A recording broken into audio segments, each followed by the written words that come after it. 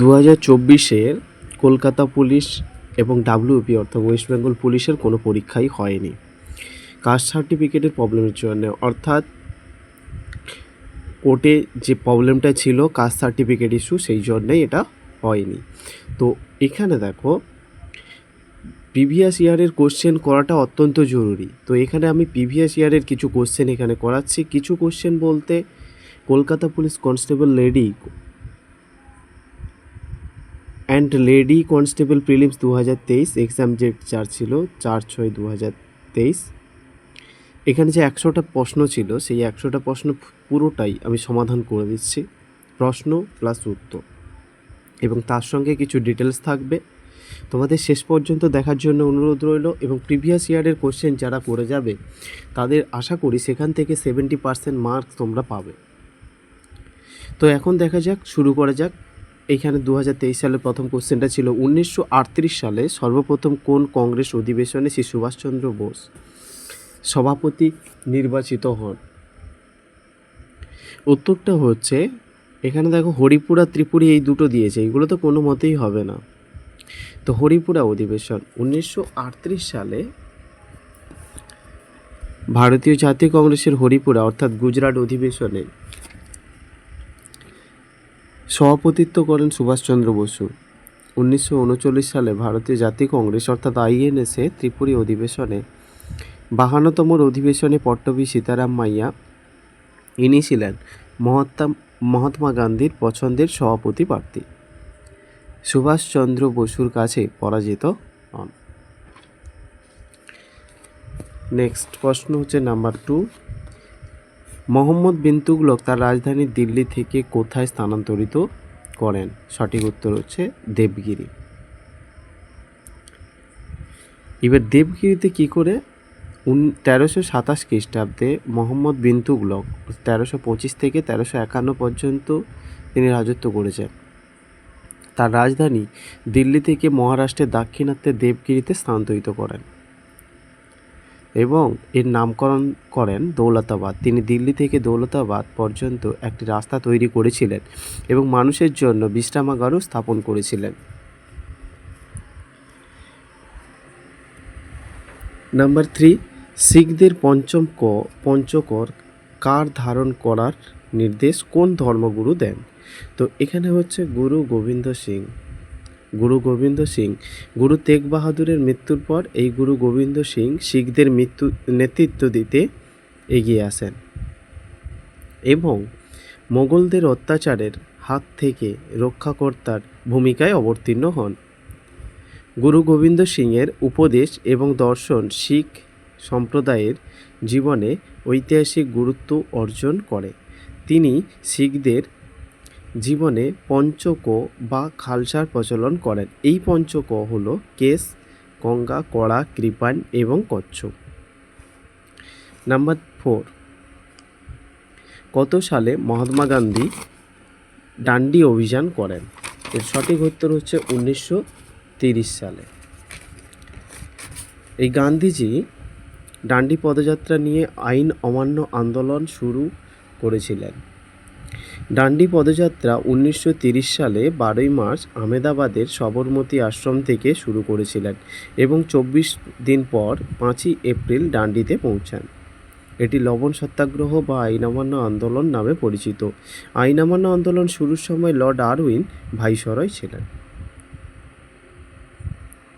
Number 5 হচ্ছে পিটের ভারত শাসন আইন বা পিটস ইন্ডিয়া অ্যাক্ট কত সালে পাস হয়েছিল?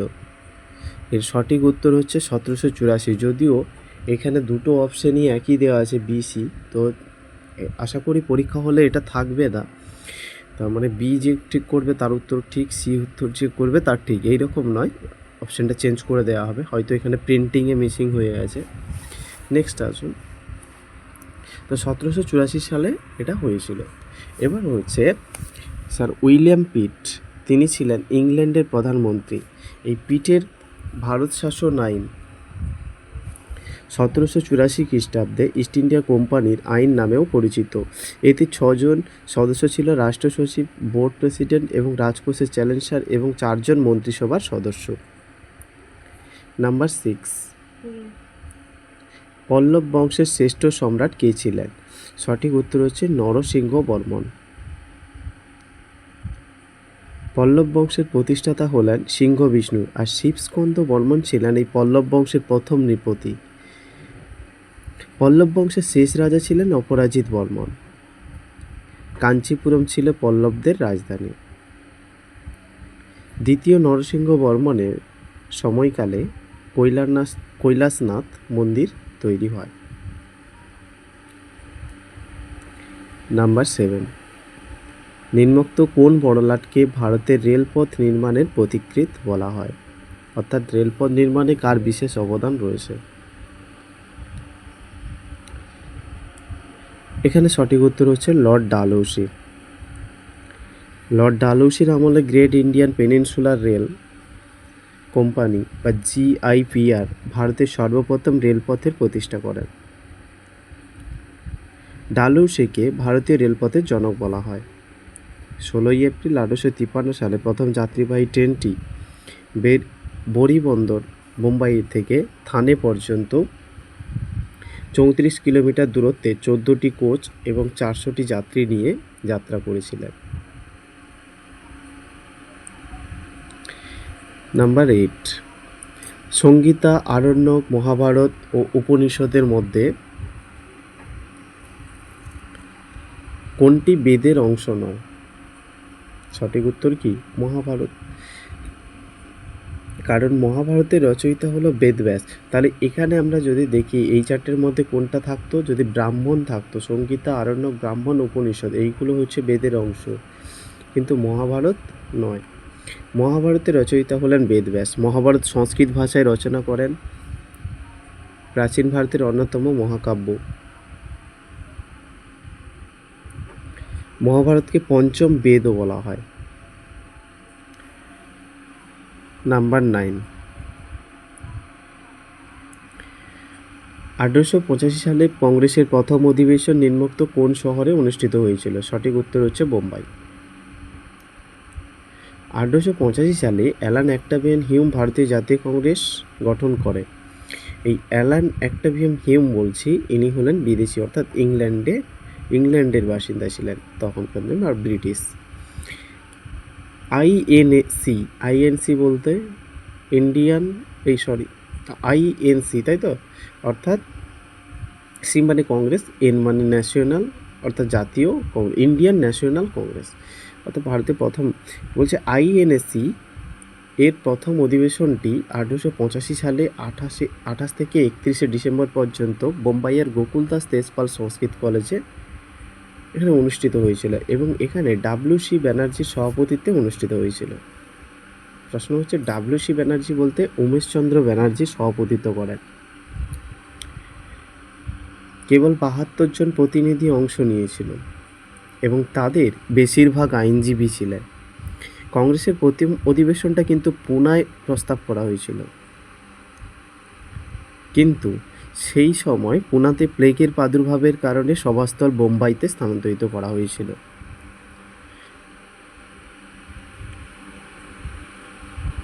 এখানে বেশ কিছু তথ্য দেওয়া আছে, যেমন তোমরা খেয়াল করবে অ্যালান অক্টাভিয়ান হিউম ছিলেন এই জাতীয় কংগ্রেসের প্রতিষ্ঠাতা বলে লেখা আছে, অর্থাৎ ভারতীয় জাতীয় কংগ্রেস গঠন করে। এখানে 3টে প্রশ্ন হতে পারে আরও, যে এই জাতীয় কংগ্রেস প্রতিষ্ঠা হয়েছিল কবে? 1885 সালে। এখানে সভাপতিত্ব কে করেন? WC ব্যানার্জি, এই লেখা আছে, ভালো করে খেয়াল করো, অর্থাৎ উমেশচন্দ্র ব্যানার্জি। এই অ্যালান অক্টাভিয়ান হিউম কে ছিলেন তাহলে? কি দায়িত্ব পালন করেছিলেন? সাধারণ সম্পাদক ছিলেন। আর এই সময় গভর্নর জেনারেল কে ছিলেন? Lord Dufferin. মনে রাখবে, লর্ড ডাফরিন ছিলেন এর গভর্নর জেনারেল। নাম্বার 10, নিম্নলিখিত কোন সম্রাট বাংলার আকবর নামে পরিচিত ছিলেন? সঠিক উত্তর হচ্ছে হুসেন শাহ। এই হুসেন শাহ সম্বন্ধে ডিটেলসে বলছি।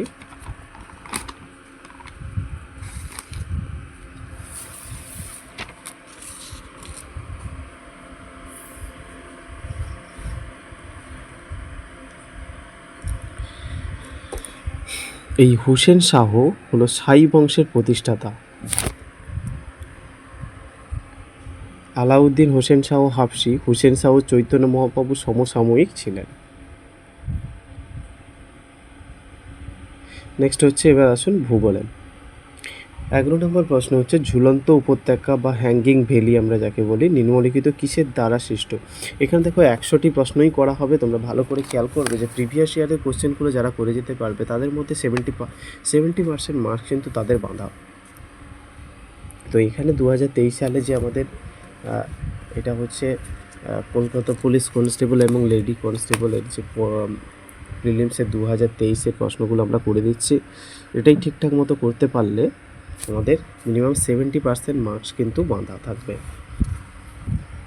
নাম্বার 17, ঝুলন্ত উপত্যকা বা হ্যাঙ্গিং ভ্যালি নিম্নলিখিত কিসের দ্বারা সৃষ্ট ভূমিরূপের উদাহরণ? তো সঠিক উত্তর হচ্ছে হিমবাহ। এবার ডিটেলস একটু দেখে নেওয়া যাক। বলছে হিমবাহ কার্য মূলত 3 প্রকার, যেমন ক্ষয়সাধন, বহন আর সঞ্চয়। হিমবাহের গতি, বরফের গুরুত্ব এবং শিলা প্রকৃতির ওপরে হিমবাহের ক্ষয়কার্যের ক্ষমতা নির্ভর করে। এবারে আসুন নাম্বার 12, নীলগিরির উচ্চতম শৃঙ্গ এর নাম কি বা শৃঙ্গের নাম কি? সঠিক উত্তর হচ্ছে দোদাবেতা। নীলগিরির পর্বতের সর্বোচ্চ শৃঙ্গের নাম দোদাবেতা, যার উচ্চতা হচ্ছে 2637 মিটার। পূর্বঘাট ও পশ্চিমঘাট পর্বতমালার মিলিত স্থল হলো নীলগিরি পর্বত। এই নীলগিরি পর্বতমালা ভারতের পশ্চিম তামিলনাড়ুতে অবস্থিত এবং এটি পশ্চিমঘাট পর্বতমালার অংশ। নাম্বার 13,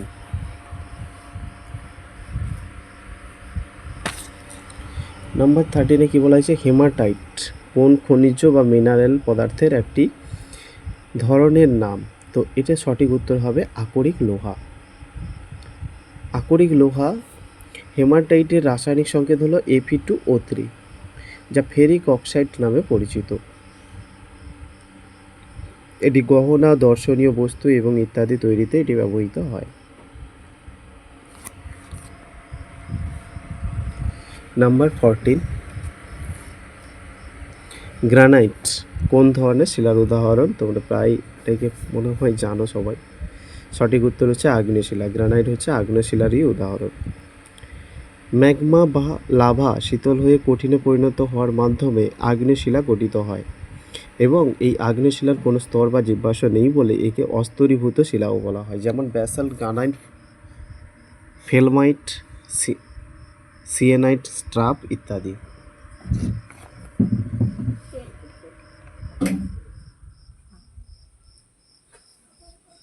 নেক্সট হচ্ছে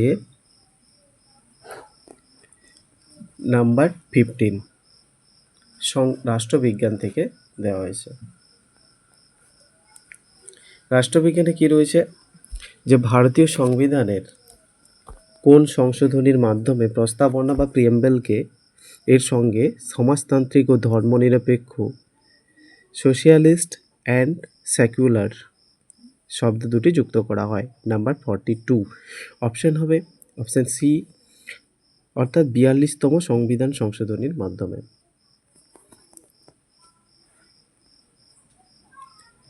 1976 সালে ভারতের প্রধানমন্ত্রী ইন্দিরা গান্ধীর আমলে তখন প্রণীত হওয়া 42তম সংবিধান সংশোধনীর আইন, যা মিনি কনস্টিটিউশন নামে পরিচিত ছিল, ভারতীয় রাজনৈতিক ল্যান্ডস্কেপ গঠনে গুরুত্বপূর্ণ ভূমিকা এটা বহন করে।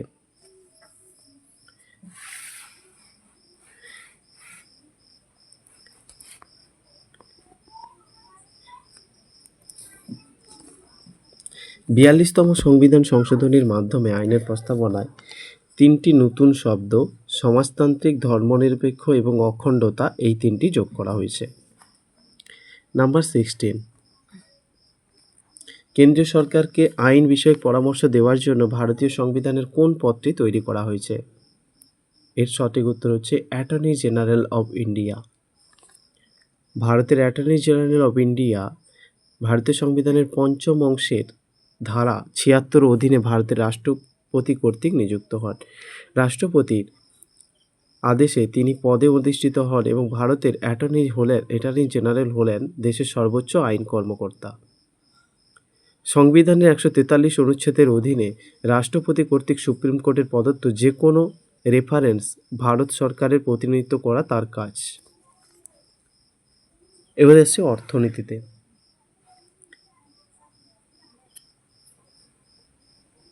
ইম্পেরিয়াল ব্যাংক অফ ইন্ডিয়া এর বর্তমান নাম কি? অর্থাৎ ইম্পেরিয়াল ব্যাংক অফ ইন্ডিয়া যার ছিল বর্তমানে তাকে বলে স্টেট ব্যাংক অফ ইন্ডিয়া বা এসবিআই যাকে বলি। এটা সম্বন্ধে ডিটেলসে দেখো, জিএসটি ভারতে 1 জুলাই 2017 সালে চালু করা হয় এবং জিএসটি একটি ইনডাইরেক্ট ট্যাক্স, পূর্বে প্রচলিত সেল ট্যাক্স বা সার্ভিস ট্যাক্স, এক্সারসাইজ ডিউটি এবং ইত্যাদি এবং ইনডাইরেক্ট ট্যাক্সকে অবলুপ্ত করে জিএসটি চালু করা হয়। নাম্বার 18, নিচের কোনটি প্রত্যক্ষ কর বা ডাইরেক্ট ট্যাক্স নয়? সঠিক উত্তর হচ্ছে জিএসটি। 2017 সালের আগে আমাদেরকে দুই ধরনের ট্যাক্স দিতে হতো, একটি হচ্ছে ডাইরেক্ট ট্যাক্স আর একটি অপরটি হচ্ছে ইনডাইরেক্ট ট্যাক্স। এবার ডাইরেক্ট ট্যাক্সের মধ্যে ছিল ইনকাম ট্যাক্স এবং কর্পোরেট ট্যাক্স, যেগুলি বর্তমানে বিদ্যমান রয়েছে। আর ইনডাইরেক্ট ট্যাক্সের মধ্যে ছিল sell tax, custom duty, toll tax এবং এন্টারটেনমেন্ট ট্যাক্স, সার্ভিস ট্যাক্স ইত্যাদি। জিএসটি অর্থাৎ গুডস অ্যান্ড সার্ভিস ট্যাক্স ভারতে 1 জুলাই 2017 জিএসটি বিল চালু করা হয়। নাম্বার 19, ন্যাশনাল স্টক এক্সচেঞ্জ কোথায় অবস্থিত? সঠিক উত্তর হচ্ছে মুম্বাই।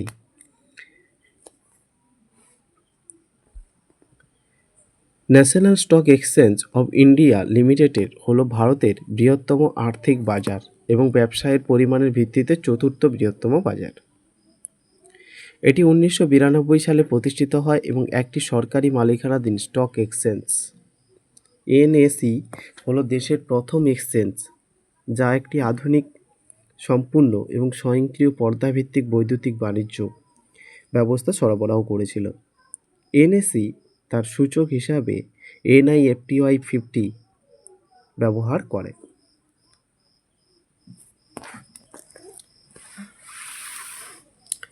এবার আসছে নাম্বার 20, জীবন বিজ্ঞানে বা জীববিদ্যা।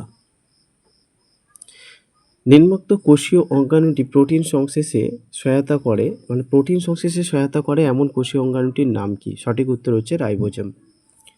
কারণ রাইবোজোম মূলত জৈবিক প্রোটিন সংশ্লেষ করে থাকে এবং রাইবোজোম পলিপেপটাইড শৃঙ্খল গঠন করতে বার্তাবাহ RNA কোডন অনুসারে অ্যামাইনো অ্যাসিডগুলোর সংযোগ ঘটায়। নাম্বার 21 খেয়াল করো, বলা হয়েছে যে গয়টার, যাকে আমরা গলগণ্ড রোগ বলি, এই রোগটি কিসের কারণে ঘটে? 4টে অপশন দেওয়া রয়েছে, ভালো করে দেখো। সঠিক উত্তর হচ্ছে হাইপারথাইরয়েডিজম, অপশন এ। এই গলগণ্ড বা গয়টার আয়োডিনের ঘাটতির কারণে হয়, ফলে থাইরয়েড গ্রন্থি দ্বারা অত্যাধিক থাইরক্সিন হরমোন উৎপাদন ঘটে, যাকে হাইপারথাইরয়েডিজম বলে। এই রোগ নিরাময়ের জন্য তেজস্ক্রিয় আয়োডিন ব্যবহার করা হয়। নাম্বার 22, নিচের কোনটি এককোষী প্রাণী নয়? সঠিক উত্তর হচ্ছে ফিতাকৃমি। এই ফিতাকৃমি হলো বহুকোষী জীব বা প্লাটি হেলথমেস পর্বের অন্তর্গত। নাম্বার 23তে বলা হয়েছে ওরাইজা স্যাটাইভা নিম্নলিখিত কোনটির বিজ্ঞানসম্মত নাম?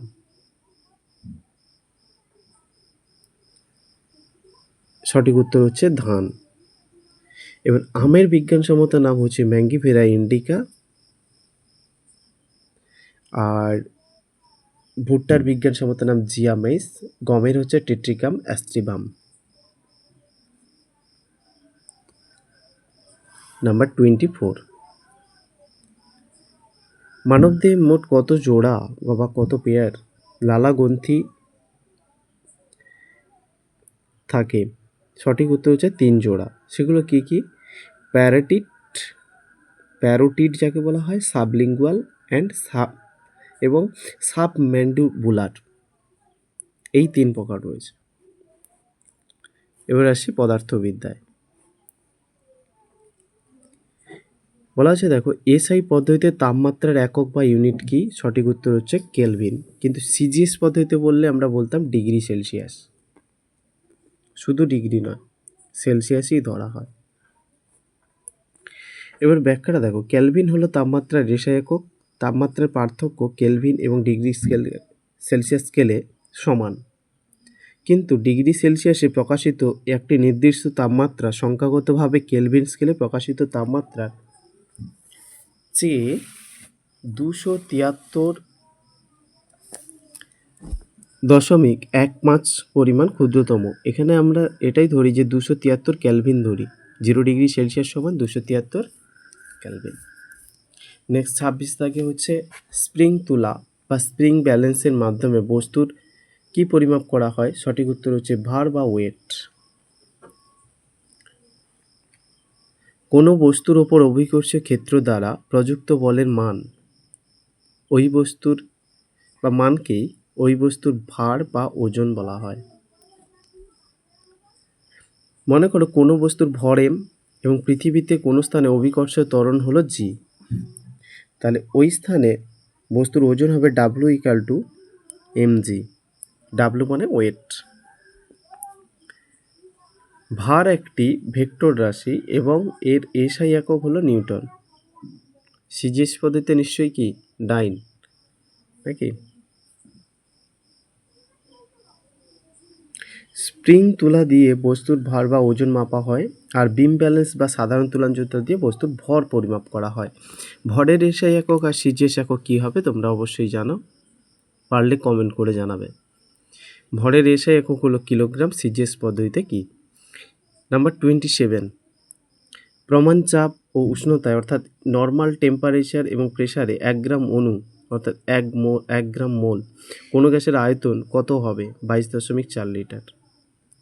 প্রমাণ তাপ এবং চাপে অর্থাৎ এসটিপিতে একটি আদর্শ গ্যাসের 1 গ্রাম অণু 22.4 লিটার আয়তন দখল করে। এটি একটি গ্যাসের মোলার আয়তন হিসাবে পরিচিত। এই আয়তনটি আদর্শ গ্যাসের সূত্র এবং অ্যাভোগাড্রোর সূত্র থেকে উদ্ভূত।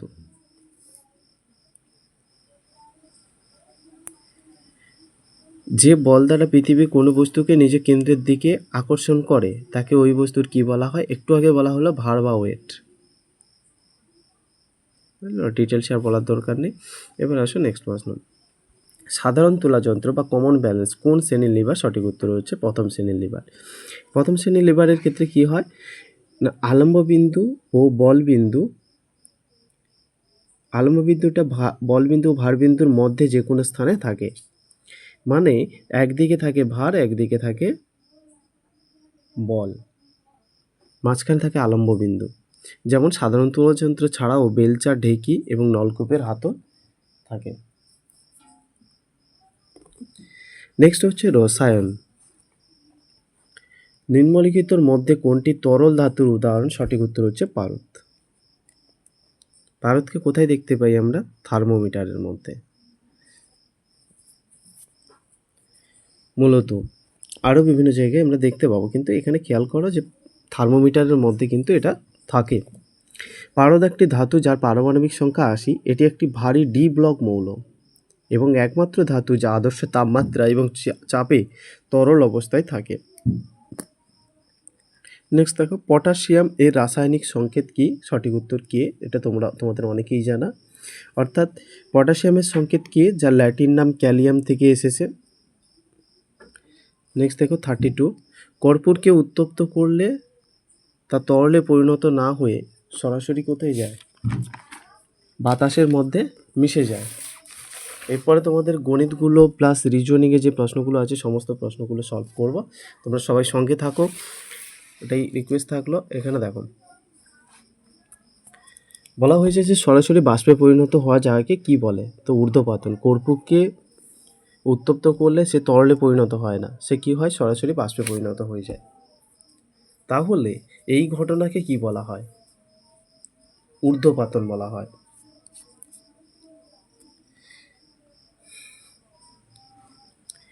এবার দেখো ঊর্ধ্বপাতনটা ডিটেলসে বলতে গেলে ঊর্ধ্বপাতন বলতে কোনো পদার্থের তরল অবস্থায় প্রবেশ না করে কঠিন অবস্থা থেকে সরাসরি গ্যাসীয় বা বায়বীয় অবস্থায় রূপান্তরিত বোঝায়।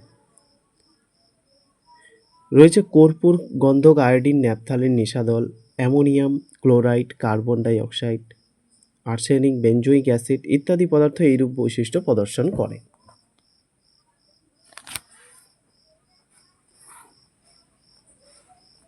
নাম্বার 33, পটাশিয়াম পারম্যাঙ্গনেটের দ্রবণ কী বর্ণের? অনেকে জানো এটা বেগুনি বর্ণের। ইলেকট্রনিক ট্রানজেকশনের কারণে পটাশিয়াম পারম্যাঙ্গনেটের দ্রবণের রং বেগুনি হয়ে যায়। রয়েছে নাম্বার 34, নিচের কোনটি তড়িৎ অবিশ্লেষ্য পদার্থ নয়? অর্থাৎ তড়িৎ অবিশ্লেষ্য মানে কি? তড়িৎ বিশ্লেষ্য পদার্থ মানে তড়িৎ প্রবাহিত হতে পারে। তো এখানে সঠিক উত্তর হচ্ছে লবণের দ্রবণ। যে সমস্ত পদার্থগুলি গলিত বা জলে দ্রবীভূত অবস্থায় আয়নে বিশিষ্ট না হয়ে তড়িৎ পরিবহন করতে পারে না তাদের তড়িৎ অবিশ্লেষ্য পদার্থ বলে। যেমন চিনির দ্রবণ, এগুলো তো পারে না। গ্লিসারিন, এগুলো পারে না। পেট্রোলের মধ্যে তড়িৎ যেতে পারে না। কেরোসিনের মধ্যে, ইথারের মধ্যে, বেনজিন, অ্যালকোহল তড়িৎ পরিবহন এগুলো করে না। এবারে আসছি নাম্বার 35, সাধারণ জ্ঞান।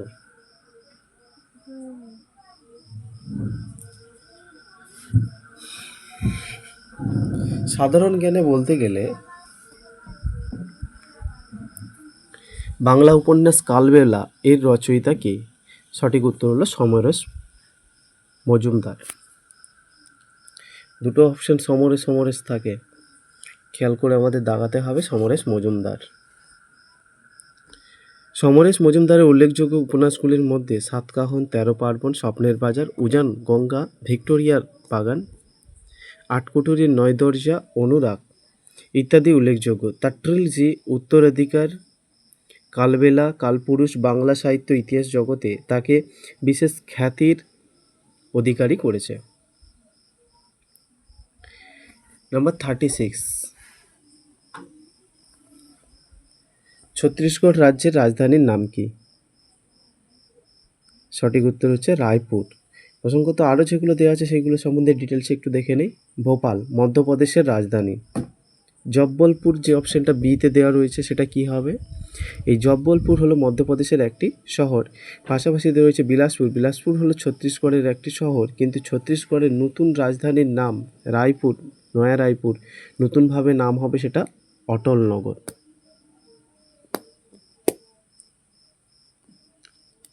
নেক্সট 37, চিত্তরঞ্জন লোকোমোটিভ ওয়ার্কস পশ্চিমবঙ্গের কোন জেলায় অবস্থিত? দেখো তো, এখানের মধ্যে সব থেকে অপশন হবে সি, পশ্চিম বর্ধমান। ডিটেলস একটু দেখে নেই। চিত্তরঞ্জন রেল ইঞ্জিন কারখানা বা চিত্তরঞ্জন লোকোমোটিভ ওয়ার্কস ভারতের একটি ইলেকট্রনিক বা ইলেকট্রিক লোকোমোটিভ নির্মাণ কারখানা। এটি বিশ্বের বৃহত্তম লোকোমোটিভ উৎপাদক কারখানাগুলির মধ্যে অন্যতম, যেটি 1950 সালে 26শে জানুয়ারি উৎপাদন শুরু করে।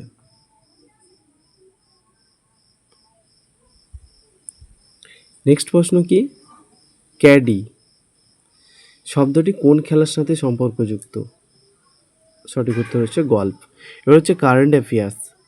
কাতার ফুটবল ফিফা বিশ্বকাপে কোন দেশ জয়ী হয় 2022-এ? সেটা পাবে আর্জেন্টিনা। ফ্রান্সকে হারিয়ে আর্জেন্টিনা বিশ্বকাপ জয়লাভ করে। 2023 সালে আন্ডার-19 টি-20 বিশ্বকাপ কোন দেশে আয়োজিত হয়েছিল? সঠিক উত্তর হচ্ছে সাউথ আফ্রিকা বা দক্ষিণ আফ্রিকা। এবারে জেনারেল ইন্টেলিজেন্স অর্থাৎ আমরা রিজনিংয়ের কিছু প্রশ্ন করব। উত্তরটা আমি দেখাচ্ছি না, তোমাদের জন্য সময় দিয়ে এটাকে বলছি। David Copperfield, Charles Dickens, James bond এরা কোনো না কোনো সম্পর্কের সাথে যুক্ত। তাহলে এইটার সাথে কে হবে?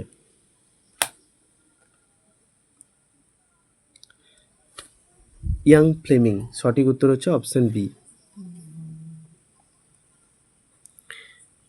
নেক্সট হচ্ছে নিচের সংখ্যা শ্রেণীতে কতগুলি 9 পাওয়া যাবে যার ঠিক আগের ও ঠিক পরের সংখ্যা দ্বারা বিভাজ্য? বলছে 9 তো আছে, ঠিক আগের এবং পরের সংখ্যা দ্বারা বিভাজ্য এবং কতগুলি 9 পাওয়া যাবে?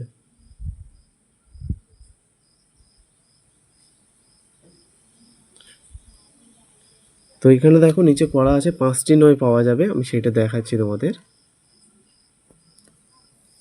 এইটা হচ্ছে সঠিক উত্তর।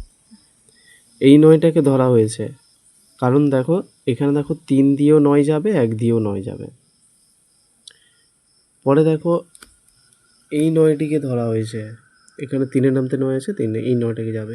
এই 9টাকে আর নেওয়া হলো না, বা এই যে মাঝখানে যে 9গুলো থেকে গেল, কারণ এইগুলো 9 নামতে কাটবে না, তো আগেরটাই গেলে পরেরটাই যাবে না। নেক্সট এই 9টাকে নেওয়া হয়েছে, এই 9টাকে নেওয়া হয়েছে, মাঝখানে এই 9গুলোকে বাদ দেওয়া হয়েছে কারণ তোমরা সবাই জানো, আর এইখানে একটা 9, মোট টোটাল হচ্ছে 5টা। 43 থেকে বলা হচ্ছে Z equal to 1, A equal to 26, goat equal to এটা হলে ফ্যাট ইকাল টু কত? তো এটা আমি খাতায় করেছি, তোমাদেরকে দেখাচ্ছি। না করিনি, এটাকে তোমাদের বলে রাখি যে এ থেকে জেড পর্যন্ত তোমরা বর্ণগুলোকে লিখবে ঠিক উল্টো দিক দিয়ে, জেডকে 1 ভাবতে হবে, এ থেকে 26, মোট 26টাই আমাদের বর্ণ থাকে ভাওয়েল প্লাস কনসোনেন্ট নিয়ে। তো এই যে গোটকে যদি করা হয়, ডিটেলসে দেখতে যাই, গোটকে যদি করা হয় জি ইকাল টু 20 পিছন দিক দিয়ে, ও ইকাল টু 12 পাবো, এ ইকাল টু 26, আর এটা টি ইকাল টু 7 পাবো, টোটাল 65। অনুরূপভাবে ফ্যাটিকে বসাবে, তোমরা 72 আসবে। পারলে পুশ করে তোমরা একবার ট্রাই করে নাও।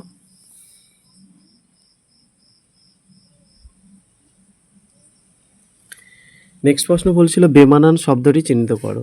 ইট, পাথর, বালি, কাঠ দেওয়া রয়েছে, সঠিক উত্তর কী হবে? কাঠ। এগুলোও জড়ো, ওগুলোও জড়ো, কিন্তু এইগুলোর মধ্যে একটা মিল রয়েছে, কিন্তু এটার মধ্যে কোনো মিল নেই। নেক্সট প্রশ্ন আছো 45, কোনো সাংকেতিক ভাষায় পিল জিন জব মানে অ্যাপেল ইজ গুড, জব জন পিন মানে এটা, এবং পিল ম্যান স্যান মানে এটা দেওয়া রয়েছে। তাহলে এখানে বলছে গুড মানে কি দেওয়া রয়েছে?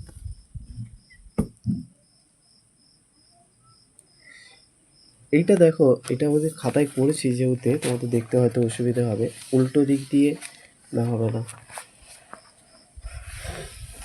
1 মিনিট একটু দেখাচ্ছি তোমাদেরকে।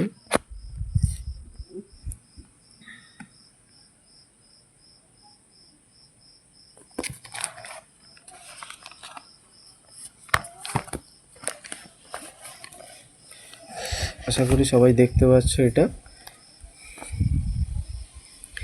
এখানে দেখো জাস্ট আমি এটাকে লিখে রেখেছি বলতে পিলজিন জব। আচ্ছা এখানে ডিটেলসে দেওয়া আছে, এটাই দেখে নেই। না এখানে ডিটেলসে দেওয়া নেই, সেই জন্যই পড়েছে। দেখো আমাদেরকে বার করতে হবে গুড মানে কি, মানে গুড কোনটাই হয়। এখানে দেখো পিল জিন জব, এটা মানে আমি অ্যাপেল ইচ রয়েছে, আর রয়েছে গুড। এখানে দেখো আর কোনটার মধ্যে গুড রয়েছে, এই লাস্টেরটার মধ্যে একজন গুড রয়েছে, ঠিক আছে। এইবার দেখতে অসুবিধা হচ্ছে, এইবার তোমরা খেয়াল করো, প্রথমটার মধ্যে প্রথম লাইনে গুড রয়েছে, লাস্টের লাইনে গুড রয়েছে, দেখতে পাচ্ছি প্রথম লাইনের মধ্যে কী কী মিল রয়েছে। প্রথম লাইনে এইটা পাচ্ছি, আবার লাস্টের লাইনে এটা পাচ্ছি, মিল রয়েছে। তাহলে এখানে গুড ইকাল টু পিলই হবে, আর কিছু নেই। আর বাদ বাকি তোমরা এখানে জব জব গোল দাগ দিতে পারো, জব মানেই হচ্ছে অর্থাৎ জিওপি, এটা মানে হচ্ছে ইজ ইজ, ঠিক আছে। নেক্সট আসো,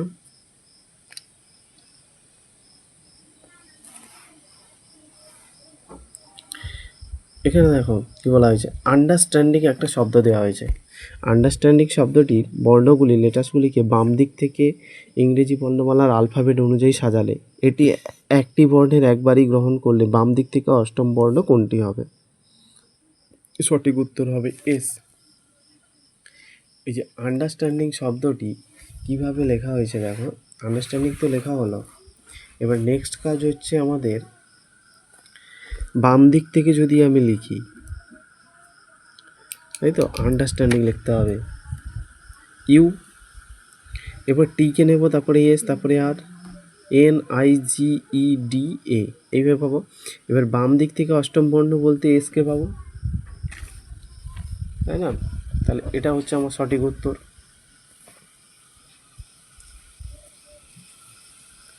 নেক্সট হচ্ছে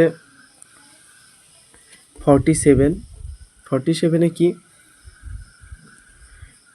47 হচ্ছে I = 9 এবং স্লিপ = 56 হলে টাস্ক = কত? তার মানে আমাদেরকে এখানটা একটা সূত্র মনে রাখতে হবে, এ থেকে জেড পর্যন্ত যেরকম 26টা অক্ষর থাকে, 26টা বর্ণ, অর্থাৎ 26 পর্যন্ত আমরা লিখবো। এর একটা শর্টকাট মেথডও তোমরা করে নিতে পারো সিপি লোরাক সূত্র দিয়ে। এছাড়া অ্যাজিটও রয়েছে। সিপি লোরাক সূত্র দিয়ে কী করবে, এখানে 3-এর গুণিতক দিয়ে সব কিছু হবে। 3 সিপি লোরাক্স বলে লিখলে 3, 6, 9, 12, 15, 18, 21 ও 24। এইবার আমাদের কাজ হচ্ছে সি মানে 3, এফ মানে 6, আই মানে 9। তোমরা হাতে গুনতি করো যে সি ABC, তাহলে 3 হচ্ছে, এফ দেখবে সির পর DEF, তারপরে 6 হচ্ছে, এইভাবে দেখবি টোটাল হয়ে যাবে আমার 26টা জেড পর্যন্ত। তো সিপি লোরাক্স মনে রাখবে, কাজটা হয়ে যাবে। এইবার দেখো এখানে কি বলা আছে, এটা পাবে 3-এর গুণিতক, ঠিক আছে? আমাদেরকে বলতে বলেছে যে টাস্ক = কি, এখানে ডিটেলসে করা আছে, আমি আর বলছি না। I = 9, স্লিপ = এটা ভেঙে পেয়েছে, দেখো এস মানে 9, এল মানে 12, আই মানে 9, আই বলে 9 বলে সেটা লেখা তো আছে, আর যেটা পি মানে 16 পাবে। তাহলে টাস্ক ওইগুলো যোগ করবে, দেখবে 51 হবে। বুঝে গেল? এবার আছে নেক্সট প্রশ্ন, নাম্বার 48। বলছে PQRST এবং ইউ এর মধ্যে প্রত্যেকের ওজন ছিল আলাদা বা ভিন্ন। এস কিউ এর থেকে ভারী, ভালো কথা, এস কিউ এর থেকে ভারী, এবং এস কিউ এর থেকে ভারী। তো এসকে তোমরা লিখে দাও, আমি এসকে লিখছি, এস কিউ এর থেকে ভারী। এখানে ডিটেলসে দেওয়া আছে, আমার আর আলাদাভাবে করার দরকার নেই। তারপরে কি বলেছে দেখো, দেখো এস কিউ এর থেকে ভারী, এস ভারী, তাহলে এসকে লিখলাম আমরা গ্রেটার দ্যান। এবার নেক্সট কি বলা আছে, আর শুধুমাত্র টি ও পি এর থেকে হালকা, আর যে সে শুধুমাত্র টি ও পি এর থেকে হালকা, অর্থাৎ আর এর থেকে মাত্র দুজন টি ও পি ভারী, তাই তো? আর এর থেকে মাত্র দুজন রয়েছে যেটা টি ও পি ভারী, এবং সবশেষে আমরা দেখতে পাবো পি সব থেকে ভারী নয়, তাহলে পি নিশ্চয়ই দ্বিতীয় থাকবে, তাহলে সব থেকে ভারী নয়। আর আমাদের প্রশ্ন বলেছে সব থেকে ওজনের দিক থেকে দ্বিতীয় ভারী কে, সঠিক উত্তর হবে আমার কি পি। এখানে দেখো দ্বিতীয় ভারী, পি কিন্তু দ্বিতীয় ভারী, আর এখানে বলে দিয়েছে পি কিন্তু সব থেকে ভারী নয়, তাহলে দ্বিতীয়ই ভারী হবে।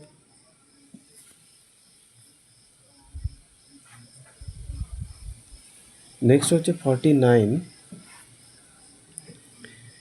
একজন পুরুষকে দেখিয়ে একজন স্ত্রীলোক বললেন যে তিনি আমার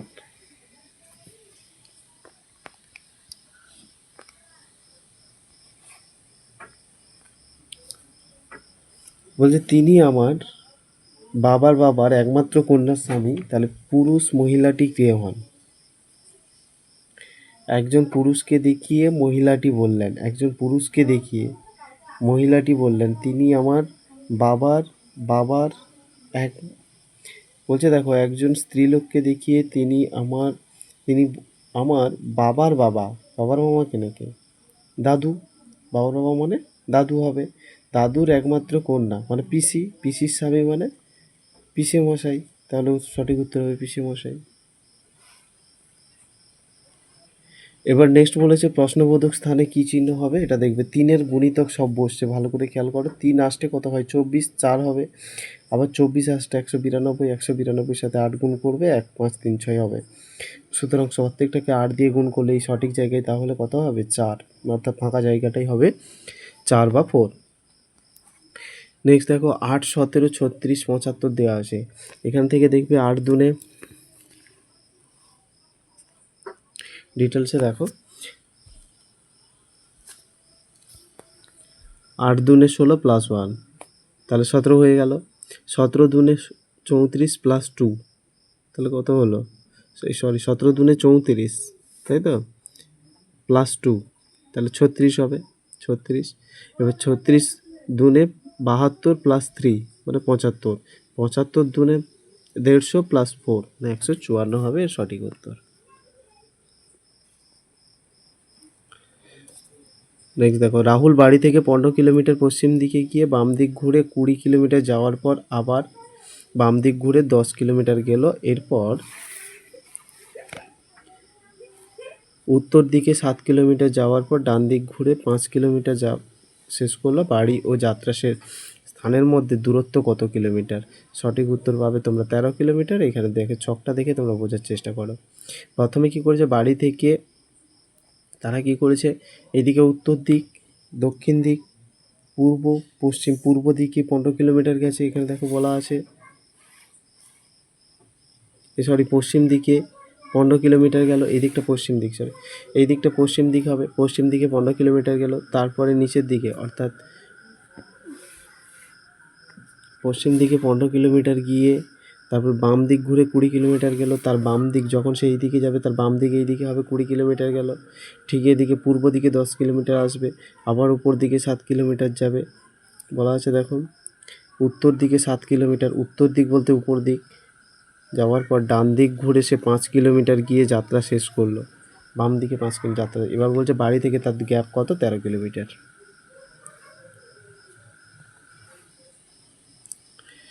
নেক্সট দেখো, এটাকে বলা আছে, এটাকে আমি খাতায় করেছি যেহেতু তোমাদের দেখাচ্ছি।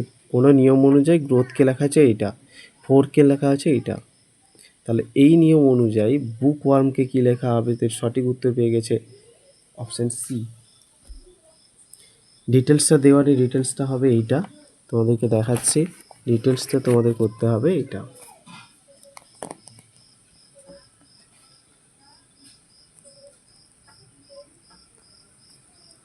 কি বুঝতে পারলে এটার মধ্যে? দেখো গ্রোথকে লেখা হয়েছিল এইটা, তার মানে এখানে জি প্লাস ওয়ান অর্থাৎ এইচ হলো, আর মাইনাস ওয়ান করলে কিউ পাবো, মানে কিউর পরে আর হয়, তাই না? O P, V U V, W S T U, G H, একটা প্লাস ওয়ান হয়েছে, একটা মাইনাস ওয়ান, একটা প্লাস ওয়ান, একটা মাইনাস ওয়ান। এইভাবে 4কেও যদি করি আমরা এইটা পাবো। তাহলে বুক ওয়ার্মকে কী পাবো? একটা প্লাস ওয়ান মাইনাস ওয়ান করলে আমরা এইটা পাবো। বির পরে কী হয়? সি, এনের পরে কী হয়? ও, ওর পরে পি, এখানে কে আছে? পি হয়েছে। এবার কে দেওয়া ছিল, আই জে কে হয়, তাহলে জে এখানে করবো, এখানে কে, ডাব্লিউ এক্স, জেড থাকলে এ হবে, পি আর রয়েছে এস হবে, এল আছে এম হবে।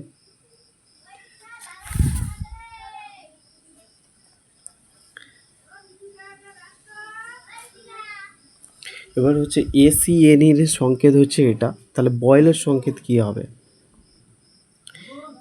এসিএনই, এখানে এ বলতে 1 ইন্টু 2 প্লাস 1, 1 ইন্টু 2,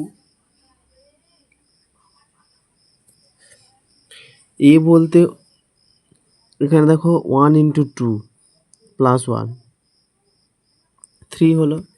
এবার 7, 3 ইন্টু 2 প্লাস 1, 7, 3 দুনে 6 প্লাস 1।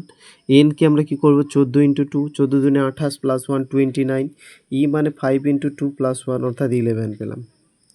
মানে এই যে প্রথম নাম্বারগুলো বেশি ওদের মান, ওরা কোন স্থানে, প্লেস ভ্যালু ওদের। অনুরূপভাবে বয়েলের কোড অনুসারে আমরা এটাই পাবো, বয়েলকে যদি করি, তাহলে অপশান সি হবে এর সঠিক উত্তর। এবার দেখো, ইংরেজি বর্ণমালার প্রথম থেকে 18তম বর্ণের বাম দিকে সপ্তম বর্ণ কোনটি? সঠিক উত্তর হবে কে, কারণ প্রথম থেকে 18তম বর্ণ মানে আর। এবার আর থেকে মাইনাস করো 7, মানে অপশান হবে 11, কে এর মান হচ্ছে 11, অর্থাৎ কে এর প্লেস ভ্যালু হচ্ছে 11। এবার বলছে সঠিক পর্যায়ক্রমটি সাজাও, অপশান এ হবে এর সঠিক উত্তর। কারণ দেখো 3, প্রথমে এখানে তোমরা চলে আসো তুলো, তুলো থেকে তো আমরা কি পাবো? সুতো, সুতো থেকে কি হবে? কাপড় তৈরি হবে, তাই না? সুতো থেকে কাপড়। এবার কাপড় কি হবে? ধুয়ে চলে যাবে, ছাপা হবে, তারপরে শাড়ি। নেক্সট হচ্ছে 57 দাগে বলছে লুপ্ত সংখ্যাটি নির্ণয় করো। লুপ্ত সংখ্যাটি নির্ণয় করতে হলে আমাদের এইরকম করতে হবে।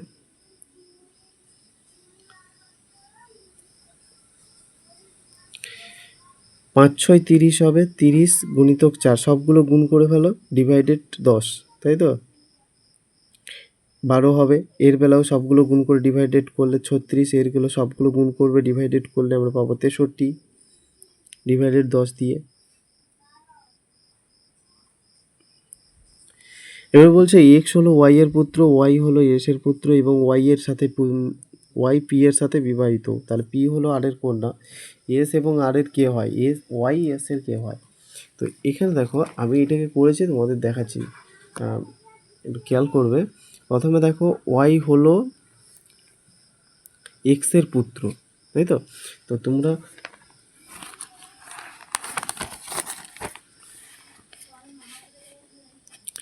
এখানে দেখো ওয়াই এক্স এর পুত্র, তাহলে এক্স ভাবা মানে উপরে থাকবে। তারপর বলছে পি এর সাথে বিবাহিত, পি এর সাথে বিবাহিত করা হয়েছে, ভালো করে খেয়াল করো এই লাইনটা দেখো, ওয়াই পি এর সাথে বিবাহিত, এইটা এখন ছেড়ে দাও, ওয়াই পি এর সাথে বিবাহিত। এবার বলছে পি, এই যে আর হলো পি এর বাবা, আর পি এর বাবা, এই যে পি হলো আর এর কন্যা, ও সরি হ্যাঁ আর এর কন্যা, বাবা কি মা বলা হয়নি, তো আর এর কন্যা হলো পি। আরেকটা কথা বলেছে যে এই আর এর আরেকটা এস হলো আর এর পুত্র, তো এখানে এস হলো আর এর পুত্র, তাই না? এইবার আমাদের প্রশ্নটা কি এসছে যে ওয়াই এস এর কে হয়? এই ওয়াই এস এর কে হয়? এস এর কে হবে? মানে দিদির কেউ একজন ভাই বা বোন, সরি দিদির ভাই বা বোন না, দিদির স্বামী, অর্থাৎ দাদাবাবু যাকে বলা হয়, জামাইবাবু। তো এটা সঠিক উত্তর হবে এটাই।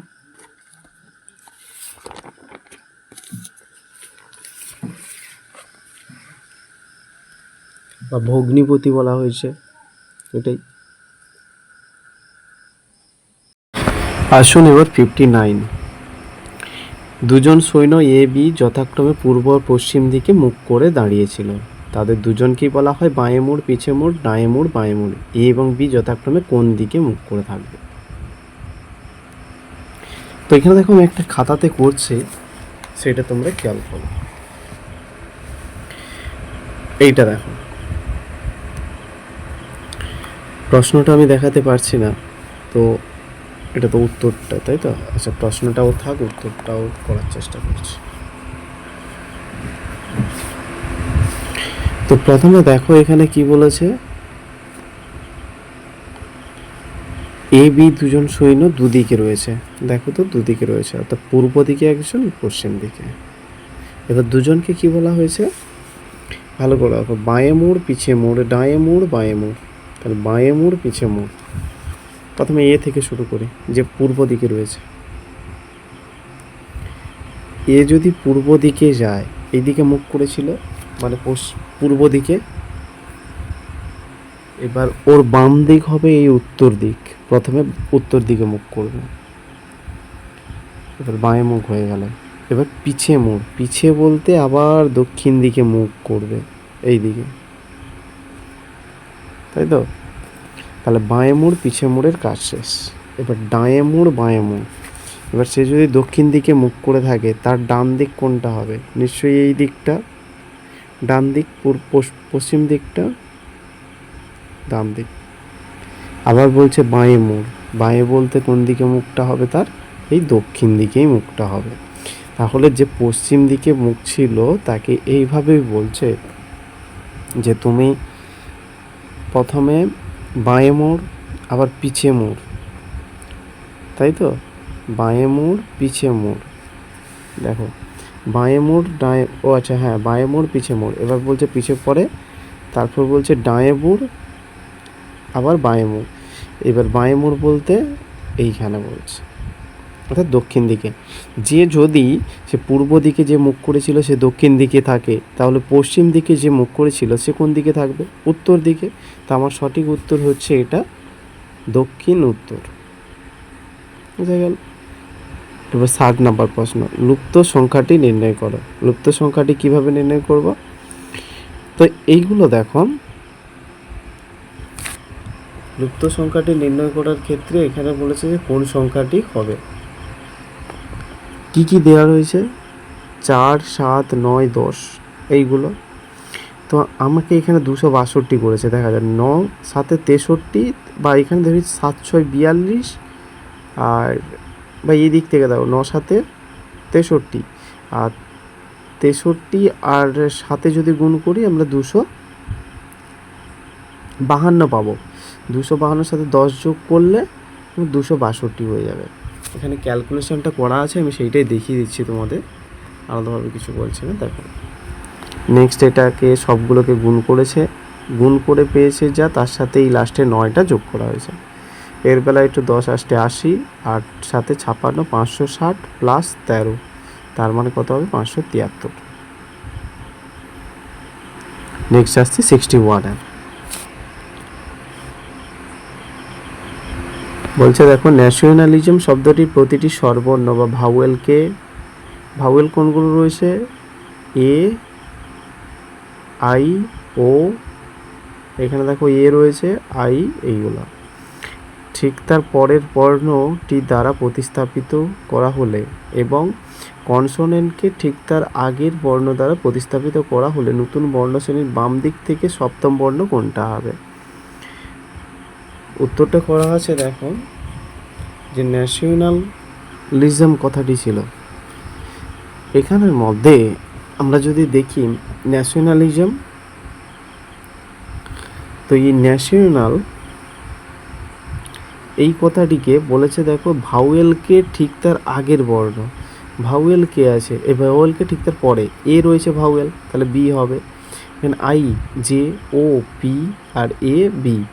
এবার মেন কথা হচ্ছে এগুলোর আবার আগের বর্ণ হবে, এ মেন হয়, টি দেওয়া রয়েছে, নিশ্চয়ই এস টি করবো। এবার ও রয়েছে, সরি এটা তো হয়ে গেল, এন, এম এন হবে, আর কে, এল হবে। এবার দেখো বাম দিক থেকে সপ্তম বর্ণ নিশ্চয়ই আমার বি হচ্ছে, তাহলে বি।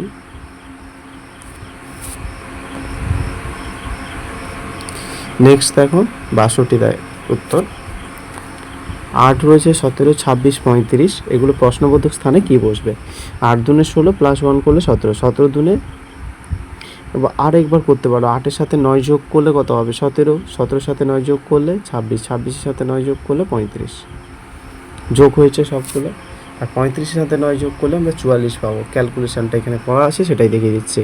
নাম্বার 63, 6 জন ব্যক্তি গোল হয়ে কেন্দ্রের দিকে মুখ করে বসে আছে।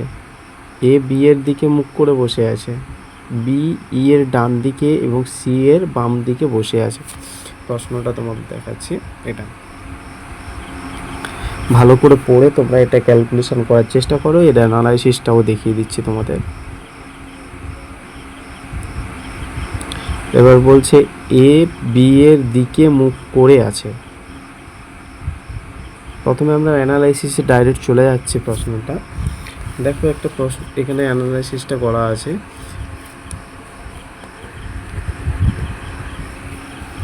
দেখো তো এখানে বি এর দিকে মুখ করে আছে না, তোমরা এখানে এ বি লিখলেও হতো, আমি এ বি এরকম লিখেছি ধরো, তাই না? নেক্সটটা দেখো,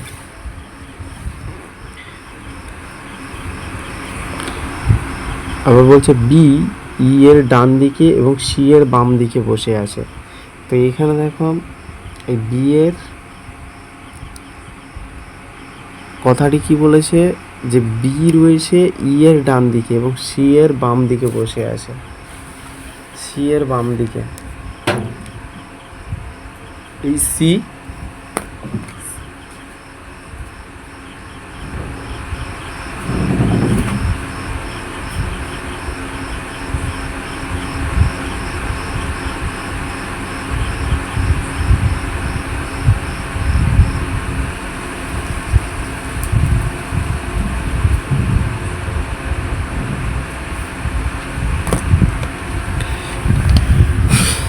এই সি সি এর ঠিক বাম দিকে কে রয়েছে দেখো, বি, আবার ই এর ডান দিকে হয়ে যাচ্ছে, বুঝা গেল? এবার নেক্সট লাইনটা দেখো, এখানে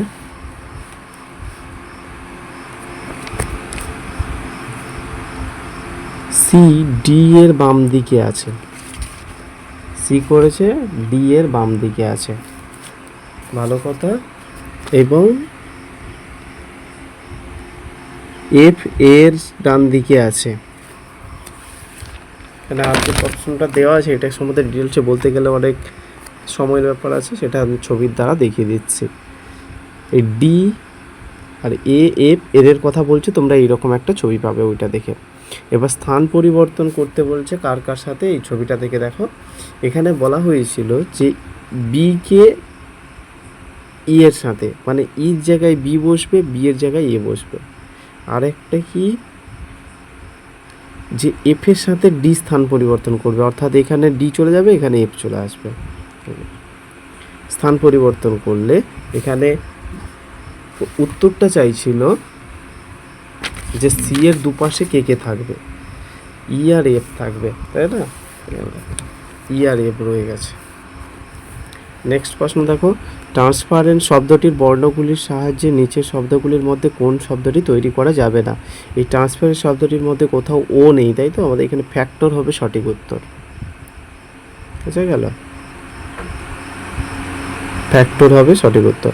এবার একটা আমাদের দিয়েছে, মন্তব্য দেওয়া হয়েছে, দেখো ভারতীয় চিত্রকর আর কবি।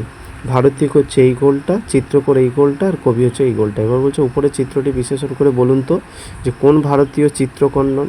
ভারতীয় কিন্তু চিত্রকর নন। উপরে ছবিটি বিশ্লেষণ করে বলো কোন ভারতীয় চিত্রকর কবি নন, সরি, ভারতীয় চিত্রকর কিন্তু কবি হবে না। ভারতীয় চিত্রকর কিন্তু কবি নন, সে তো কবি হবে না। ভারতীয় এবং চিত্রকর একে কবি না, তা এফ হবে এর সঠিক উত্তর। বুঝা গেল? কারণ এফ ভারতীয় চিত্রকর মধ্যে আছে, কিন্তু এ তো কবি নয়। নেক্সট দেখো নাম্বার 66। নাম্বার 66-এ বলছে সোমা হলো দীপের মা, আবার সোমা হলো রমেশের বোন, রমেশ হলো চন্দ্রার ভাই, দীপ চন্দ্রার কে হয়? তো এখানে দেখো একটা খাতাতে আমি করে দেখাচ্ছি তোমাদেরকে। এটা প্রথমে কি বলেছে দেখো তো, বলেছে সোমা হলো দীপের মা। তো তোমরা প্রথমে এখানে সোমা বলে লিখে ফেলো যে সোমা। এ কি করেছে, এ হচ্ছে দীপের মা, তাই তো? দ্বীপের মা মানে মাইনাস হবে, আর দ্বীপ হচ্ছে প্লাস। এটা তো তোমরা বুঝতে পারছি, কিন্তু নাম দেখে কোনো জেন্ডার নির্ধারণ করা হয় না এই ব্লাড রিলেশনের ক্ষেত্রে, খেয়াল রাখবে তোমরা। নেক্সট দেখো, আবার সোমা হলো রমেশের বোন। এই যে সোমার কথা বলছে, কার বোন? না রমেশ। আমি রমেশ লিখে দিলাম, রমেশের বোন। নেক্সট দেখো, এবং রমেশ হলো চন্দ্রার ভাই। এই রমেশ আর একটা ভাই আছে, সে রমেশ কার ভাই? চন্দ্রা। এই চন্দ্রাকে মাইনাস করো, নেগেটিভ এটা। তাহলে এই হচ্ছে সম্পর্ক। এবার কি বলেছে দেখো, দীপ চন্দ্রার কে হয়? এই যে দ্বীপ, আমরা দ্বীপকে পাচ্ছি, এই দ্বীপ চন্দ্রার কে হয়? বোনের ছেলে বা বোনপো, তাই না? এখানে দেখো সঠিক উত্তর হচ্ছে বোনপো। ডিসলেশনটা এখানেও করা আছে সেই রূপে। দেখো উপরে তিনজন থাকবে, বোনপো, চন্দ্রার বোনপো হবে নিশ্চয়ই। নেক্সট আসো, এখানে দেখো CXFUIR আর OL RI রয়েছে, মাঝখানে একটা গ্যাপ দেওয়া রয়েছে, এই গ্যাপে কি বসবে? আমার সঠিক উত্তর দেখো, সি থেকে এফ থেকে আই থেকে এখানে একটা অক্ষর ছেড়ে গেছে, সেটা হচ্ছে এল থেকে ও থেকে আর। এটা সিপি লোরাক্সের সূত্রে মিলছে, তোমরা দেখবে সিপি লোরাক্স বা 3-এর গণিতক। এটা 3, এটা 6, এটা 9, এটা তারপর 12 হবে, নিশ্চয়ই এল হবে। এল দিয়ে দেখতে পাচ্ছি একটাই অপশন আছে, অপশন সি, এটাই হবে সঠিক উত্তর।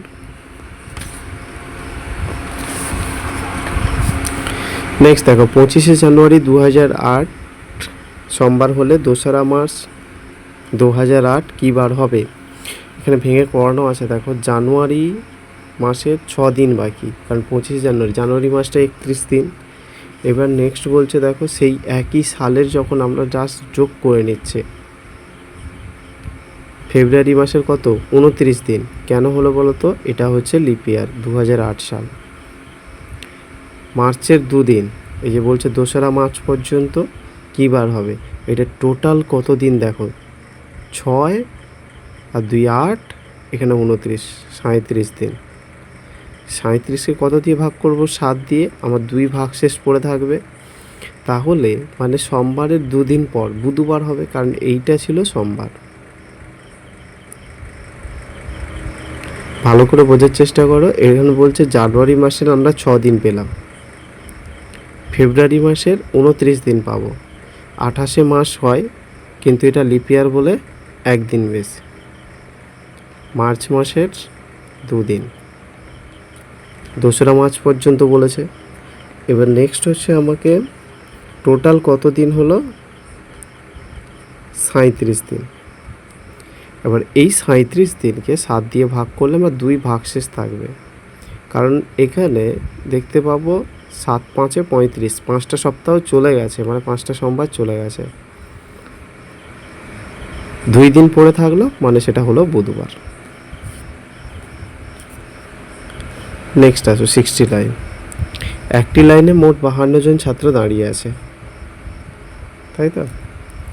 এবার বলেছে রাম শ্যামের 18 জনের আগে আছে এবং শ্যাম শেষ থেকে 13তম স্থানে আছে। রাম সামনের দিক থেকে কততম পেছনে আছে? 21তম পেছনে। প্রশ্নটা একটু বোঝার চেষ্টা করবো। একটি লাইনে 52 জন আছে, এবার শ্যাম কি করেছে? এই যে শ্যামের 18 জনের, রাম শ্যামের 18 জনের আগে আছে, তাই তো? এখানে আমি খাতাতে করছি, তোমাদের দেখাচ্ছি। এখানে মনে করো এইটা হচ্ছে আমার 52 জনের একটা লাইন,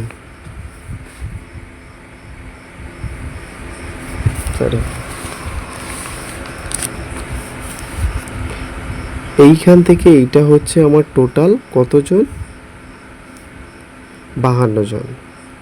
52 জনের মধ্যে এখানে কি বলেছে দেখো, রাম শ্যামের 18 জনের আগে আছে। এখানে আমরা রামকে দিই। আচ্ছা, এখানে প্রশ্নের সমাধানটা করা আছে, এখানে দেখাচ্ছি।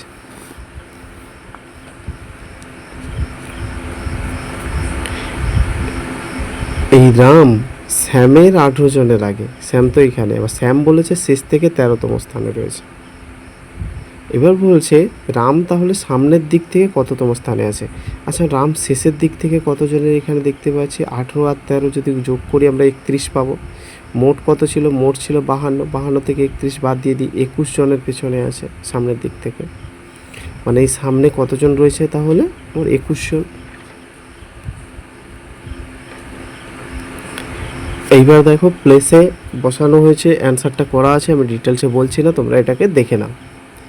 বলা হচ্ছে প্লাস মানে ভাগ, অর্থাৎ প্লাসের জায়গায় ভাগ চিহ্ন বসাবে, মাইনাস মানে গুণ, মাইনাসের জায়গায় গুণ চিহ্ন বসাবে, ভাগের জায়গায় মাইনাস এবং গুণের জায়গায় প্লাস বসাবে। বসালে এর উত্তরটা পাবে তোমরা -3। ক্যালকুলেশনটা এখানে করা আছে, ডিটেলসে আর বলছি না। 71 দাগে বলছে গ্যাসের দাম 25% বৃদ্ধি পেয়েছে। কোনো পরিবার যদি গ্যাসের জন্য মাসিক খরচ অপরিবর্তিত রাখতে চায়, তবে গ্যাস ব্যবহারের পরিমাণ শতকরা কত হারে কমাতে হবে? ডিটেলসে করা আছে, দেখো। বলছে 20% হারে কমিয়ে দিতে হবে।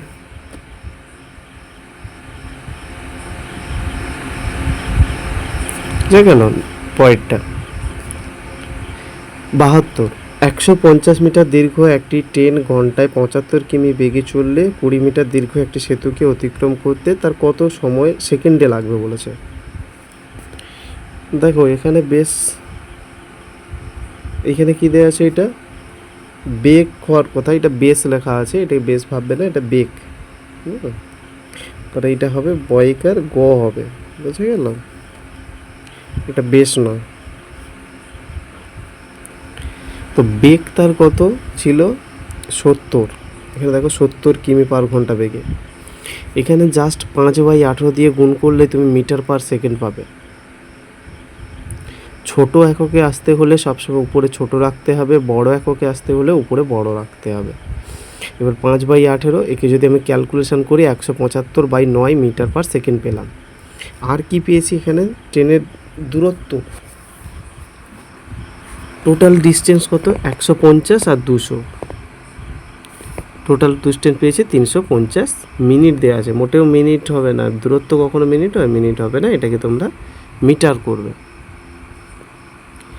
এবার নেক্সট দেখো, এইটাকে যদি আমরা সময় সমান কি দূরত্ব বাই গতিবেগ, এই গতিবেগটা তো 175/9 ছিল, এটা 175 থাকলো, এই বাই 9টা কোথায় এলো, উপরে পালিয়ে এসছে। কাটাকাটি করলে আমরা কত পাবো, 9, শুধু 9 দুনে 18 পাবো, কারণ 175 2-এ যদি কাটি 350 হবে। নাম্বার 73,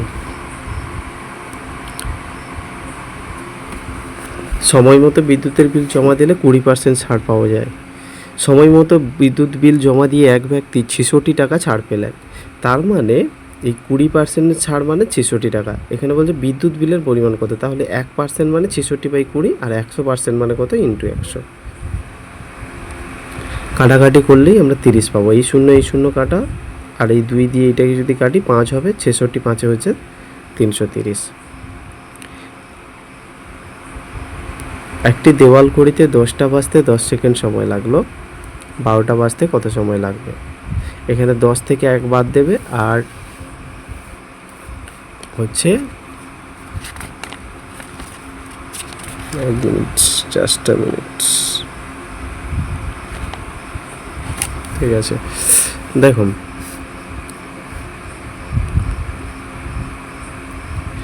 এক 10 থেকে 1 অর্থাৎ 9টির সময় হচ্ছে 10 সেকেন্ড, একটির সময় কত, আর 11টির সময় কত। 11টির সময় হচ্ছে, ক্যালকুলেশন করো, এইটা হবে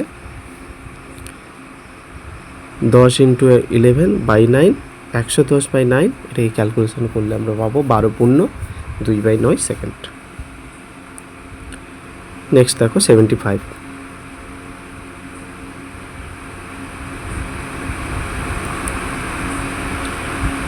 999 গুণিতক দেওয়া হয়েছে, একে যদি আমরা ক্যালকুলেশন করি 1000 মাইনাস দিয়ে 1 লিখলাম, আর 88/99 যেরকম ছিল সেরকম আছে, ইন্টু 99।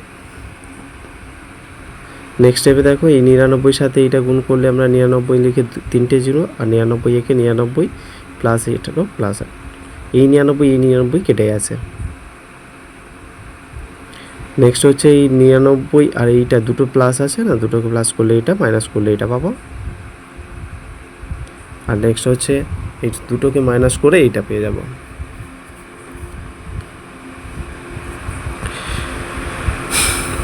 দেখো, প্রথম 25টা সংখ্যার যোগফল বের করতে বলছে, তাহলে স্বাভাবিক সংখ্যার সমষ্টি আমার সূত্র কি, n × n+1/2।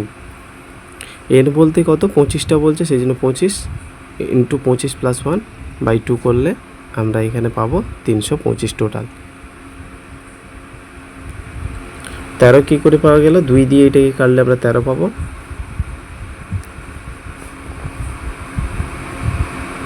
কোনো একটি বিদ্যালয় বিজ্ঞান বাণিজ্য ও কলা বিভাগের 120 জন ছাত্রের মধ্যে 15% বিজ্ঞান এবং মোট 66 জন কলা বিভাগের ছাত্র হলে শতাংশে বাণিজ্য বিভাগের কতজন ছাত্র। তো টোটাল দেখো 120 জন, 120 জনের মধ্যে 15% বিজ্ঞানে পড়ে। তো এটাকে আমরা এইভাবে করতে পারি যে বিজ্ঞানে পড়ে 120 15%, মানে 18 জন। বাণিজ্য বিভাগে কত পড়ে, 120 - 18 + 66।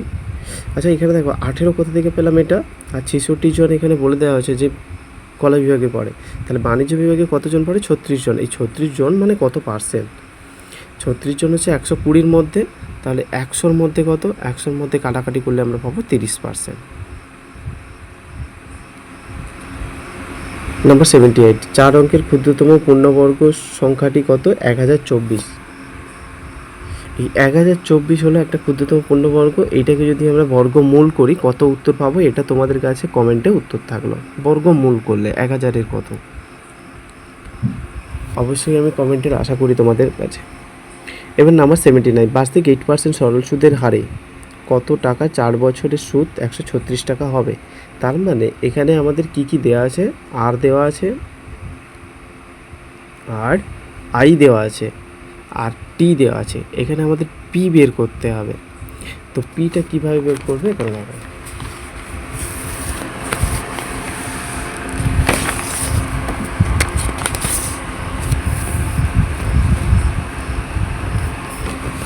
দেখো আসল সমান বা পি সমান 100 গুণিত I.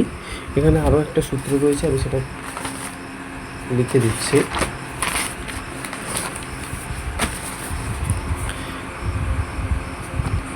I equal to P R T by 100, এইভাবে লিখতে পারো তোমরা।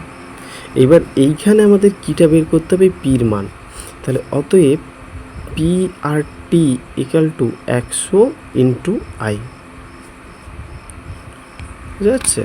তাহলে এখানটা আমাদের পির মানটা বের করতে হবে। পি সমান তাহলে কী থাকবে, 100 ইন্টু আই থাক, নিচে তাহলে আর আর টি থাকবে।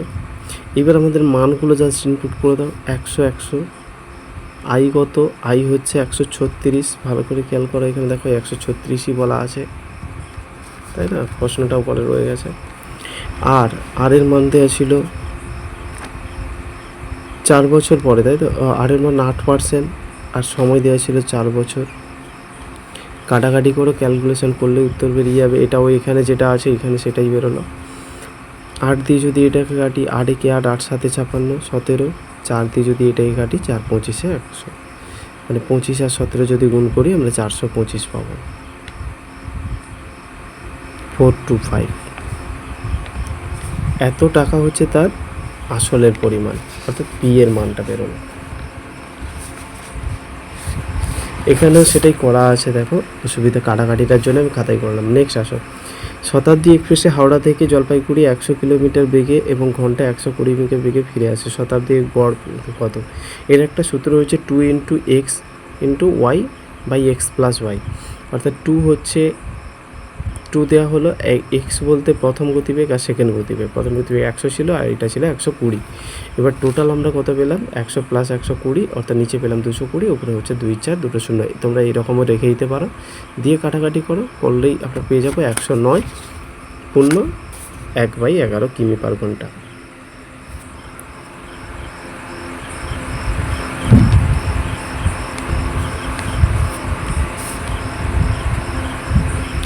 নাম্বার 81, 45 মিটার বাহু বিশিষ্ট একটি বর্গক্ষেত্রের চারিদিকে দুবার পরিক্রমণ করতে ব্যক্তির কত সেকেন্ড সময় লাগবে যদি তার গতিবেগ 9 কিমি পার ঘন্টা হয়? এখানে তোমরা একটা খেয়াল করবে যে যখন এই রকমগুলো থাকবে, এই যে 2টা দেওয়া আছে, অনেক সময় আমরা কি করি, এই 2টাকেই ধরি না, দুবার ঘুরবে। তার মানে মোট দৈর্ঘ্য কত যাবে, 45। 45 হচ্ছে বাহু গুণিত 4। বর্গক্ষেত্রের পরিসীমার সূত্র হচ্ছে বাহু গুণিত 4। তো বাহু দেওয়া আছে 45, 4 দিলাম। এবার দেওয়া রয়েছে ইন্টু 2, তাই তো? তাহলে 2 দিলে কত পাবো, 360 মিটার। আর বেগ কত দেওয়া আছে, 9 কিমি পার ঘন্টা। যেহেতু আমাকে সেকেন্ডে বের করতে হবে, সেই জন্য 5/18 দিয়ে গুণ করতে হবে। কাটাকাটি করলাম, 5/2 পেলাম, মানে এই 9কে 9, 9 দুনে 18 পাবো। 5/2 মিটার পার সেকেন্ড। এবার সময়টা কীভাবে পাবো, সময় সমান উপরে হচ্ছে দূরত্ব বাই গতিবেগ। দূরত্ব কত, 360, বাই গতিবেগ 5/2। এই 2টা কী হবে, পরের স্টেপে উপরে উঠে আসবে। 5 দিয়ে যদি এটাকে কাটি, 5 7 35, 1 5 2 10, 17 পাবো। 5 7 35, 7 আর 5 2 10, 72। 72 দুনে হবে 144 সেকেন্ড।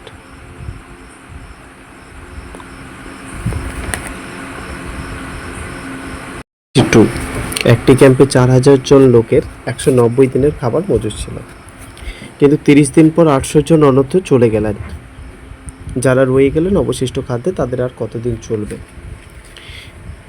এখানে দেখো একটা ক্যালকুলেশন দেওয়া আছে। এটা দেওয়ার আগে আমি একটা খাতাতে পড়েছি, সেটা তোমাদের দেখাচ্ছি।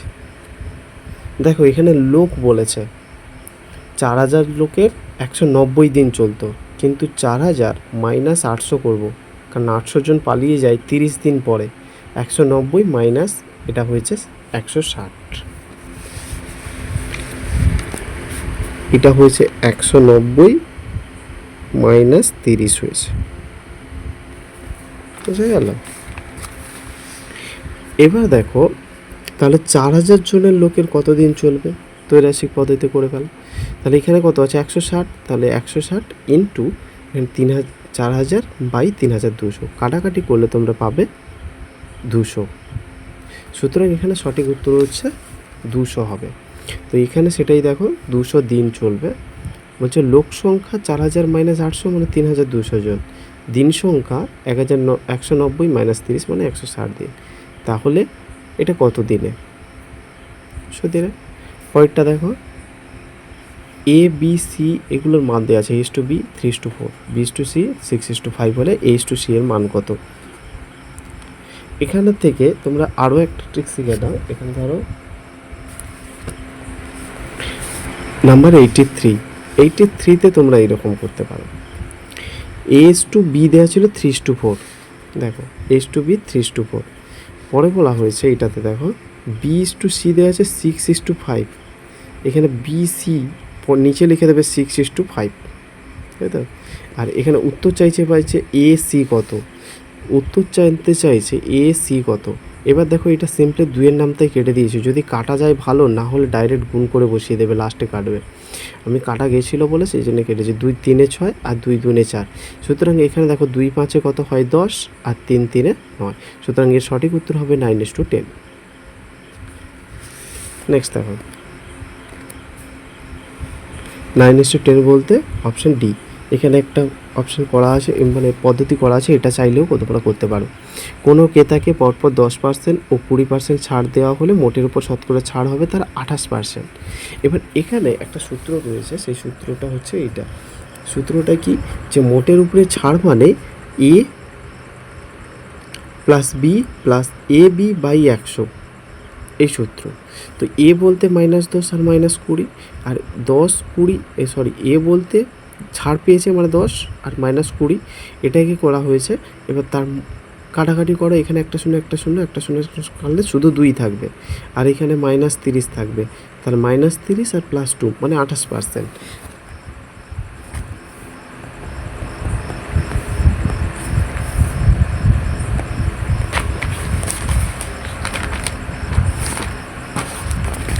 এছাড়াও তোমরা এরকম করতে পারো, প্রথমে আমার 10% ছাড়, ভালো কথা, 10% ছাড় মানে এখন বিক্রয় মূল্য কত হবে, বিক্রয় মূল্য সমান 90, এর 20% ছাড় মানে 20/100, 0 কেটে দাও, 0 কেটে দাও মানে 18, তাই তো?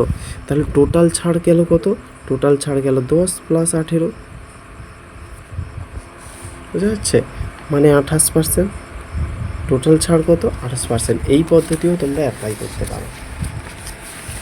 আমি উল্টো দিক দিয়ে দেখাচ্ছি, বুঝতে অসুবিধা হচ্ছে নিশ্চয়ই, একটু দেখে নাও কষ্ট করে। 10% মানে 10 ছাড় গেল, বিক্রয় মূল্য তখন 90, এবার এর 20% ছাড় মানে 20/100। এই পদ্ধতি অ্যাপ্লাই করতে পারো বা এই সূত্র অনুযায়ী করতে পারো। নেক্সট আসো, একটি খুঁটির 1/2 অংশ কাদা, 1/3 অংশ জলে এবং 25 মিটার জলের উপরে আছে, খুঁটিটি কত মিটার লম্বা তা দেখি। তো জলের উপরে আছে যেটা, সেটা হচ্ছে কত, একটা খুঁটি, 1 থেকে বাদ দাও, এই দুটো বাদ দিলে পাবে 1/6 অংশ। এবার 1 ইউনিটের ভ্যালু এখানে দেওয়া আছে 25 মিটার, তাহলে 6 ইউনিটের ভ্যালু কত, 1 অংশ মানে 6, আর 25 ইউনিটের ভ্যালু হচ্ছে 150 মিটার। নেক্সট একটা সরল দেওয়া আছে, দেখো 86, সরলটা বলছে এইটা। সরলটা তোমরা যে যা ট্রাই করো, এটা আর আমি বলছি না। এটা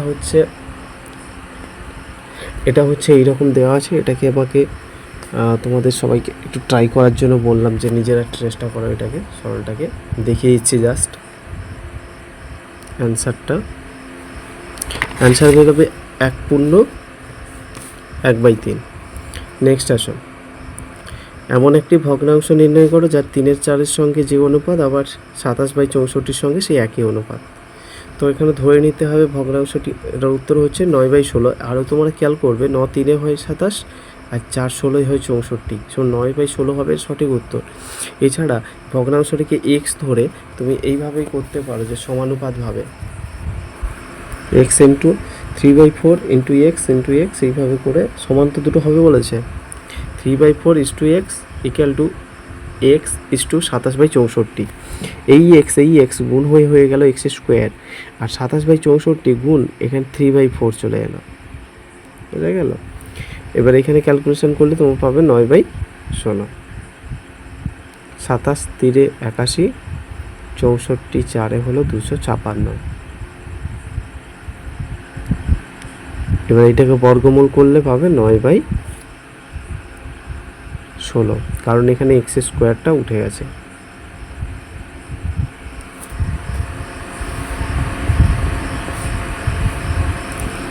একটি আয়তক্ষেত্রের দৈর্ঘ্য ও প্রস্থ উভয়কে 10% হ্রাস করা হলে আয়তক্ষেত্রটির ক্ষেত্রফল কত হ্রাস পাবে?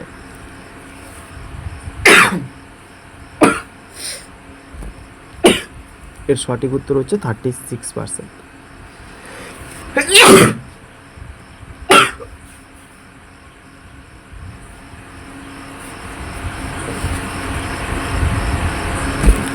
কিভাবে হয়েছে দেখো, ওইভাবে সূত্রে অ্যাপ্লাই করতে পারো। প্রথমে 20 + 20 মাইনাস 20 × 20/100। তো 20 20 এখানে 40 পেয়ে গেলাম, আর এইটা 0 0 কাটা থাকলো 4, তাহলে 20 থেকে 4 বাদ গেলে 36% হ্রাস পায়।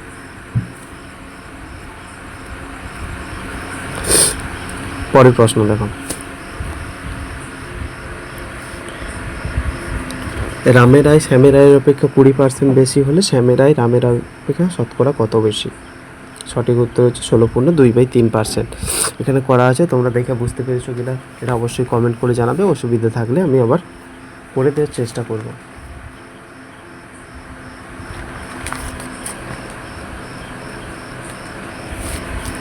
এছাড়া অল্টারনেটিভ একটা পদ্ধতি দেখো, রামের আয় হচ্ছে শ্যামের আয়ের থেকে 20% বেশি, মানে 120 হবে। এবার বলছে এই শ্যামের আয়টা এর শতকরা কত, 100-র মধ্যে কত? তাহলে 100 গুণিতক 100/120, এই 100টা এখানে বসছে, এই 100টা এখানে, এই 120টা নিচে। ক্যালকুলেশন করো, পাবে 250/3। এবার এখানে 100 থেকে মাইনাস করতে হবে শতকরা, অর্থাৎ 100 থেকে যদি মাইনাস করো 250/3, কাটাকাটি করে 16.2/3%। অপশন এ হবে সঠিক উত্তর। নাম্বার 19, 7005 দ্বারা গঠিত বৃহত্তম ও ক্ষুদ্রতম সংখ্যার দুটির পার্থক্য কত? এটা তো সহজ, এটা আর কিছু বলতে হবে না আশা করি। নেক্সট 91, 8.65 এর সঙ্গে কত যোগ করলে যোগফল 402 এর 0.3 এর সমান হবে? উত্তরটা এখানে করা আছে দেখো, ধরি এক্স যোগ করতে হবে, এক্স যোগ করে উত্তরটা করা আছে 111.95।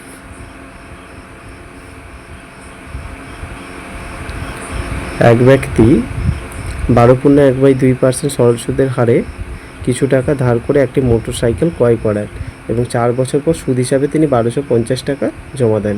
ব্যক্তি কত টাকা ধার করেছিলেন? সঠিক উত্তর হবে অপশন বি, 2500। কি করে হলো?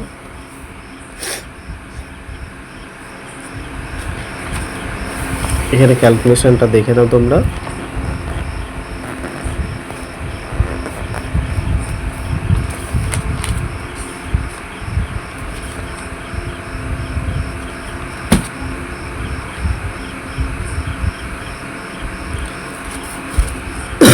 আসল সমান i × 100/TR।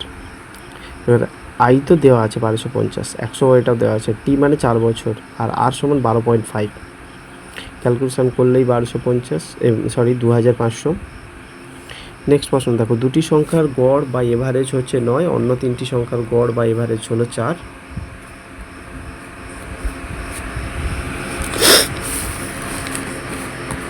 হলে এখানে দেখো আরেকটা বিষয় রয়েছে, যদি এইটাই হয়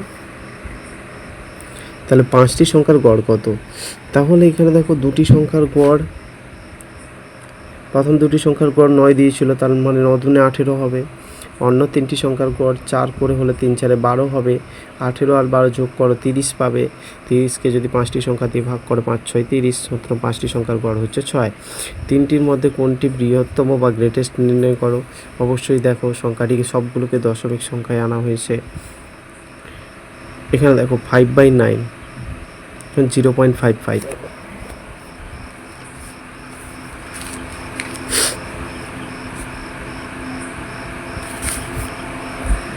বুঝা যাচ্ছে? সবগুলোকে জিরোতে আনলেই বুঝতে পারবে যে এটা হচ্ছে। নাম্বার 95, কোনো টাকা 20 বছরে সুদে আসলে 3 গুণ হয়ে যায়, বার্ষিক সুদের হার কত বলেছে?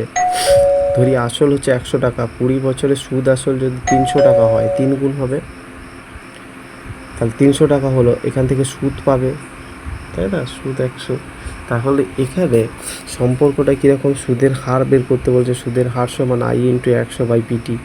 আই কত, আই হচ্ছে আমার 200 টাকা, আর এখানে পি পেয়ে গেছি, পিও পেয়ে গেছি 100 টাকা। তাহলে 200, এটা 100, এটা 100, আর টি 20 বছরে বলেছে, 20 বছরে, তার মানে এখানে 20 পাবো, কাটাকাটি করলে পাবো 10%। নেক্সট আসুন 96, বলছে রাজধানী এক্সপ্রেস ও পূর্বা এক্সপ্রেসের গতিবেগের অনুপাত দেওয়া আছে 4:3। পূর্বা এক্সপ্রেস যদি 4 ঘন্টায় 72 কিমি পথ অতিক্রম করে, তবে 3 ঘন্টায় রাজধানী এক্সপ্রেস কত কিলোমিটার যাবে?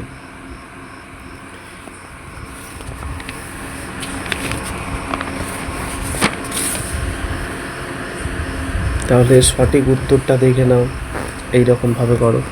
সঠিক উত্তর হচ্ছে 24 কিলোমিটার। রাজধানীর পূর্বার গতিবেগ 4x 3x ধরলে 3x সমান 18, আর x সমান তাহলে 6, 4x সমান কত, 24। বুঝতে অসুবিধা হচ্ছে, তোমরা প্র্যাকটিস করো, এটা বুঝতে পারবে। এইভাবে লিখে একবার খাতায় লিখে ফেলো, অবশ্যই বুঝতে পারবে। নেক্সট দেখো 97, এখানে একটা নৌকার কথা বলেছে। কোনো একটি নৌকা স্রোতের অনুকূলে 6 মিনিটে 1 কিমি পথ যায় এবং স্রোতের প্রতিকূলে যায় 6 কিলোমিটার। এর গড় গতিবেগ কত কিমি পার ঘন্টায়? অপশন হচ্ছে 2। প্রথমে অনুকূলে গেল 1/6 ইন্টু 60, তাই তো, এত কিমি পার ঘন্টা। অ্যাকচুয়ালি এটা মিনিটে ছিল, এইকে কিমি পার ঘন্টায় করলে, যদি কিমি পার ঘন্টায় করি তাহলে 60 দিয়ে গুণ করতে হবে।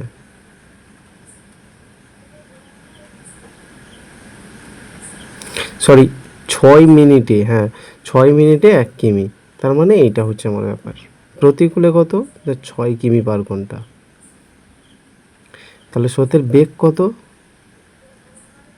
প্রথমে 10 যায়, তারপরে 6, 10 - 6/2 সমান 2 কিমি, মানে এটা থেকে 4 বেরোবে, হয়ে গেল।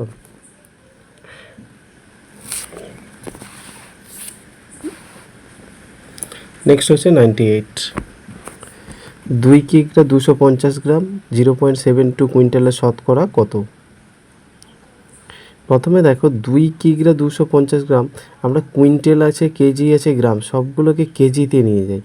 0.72 কুইন্টাল মানে 72 কেজি।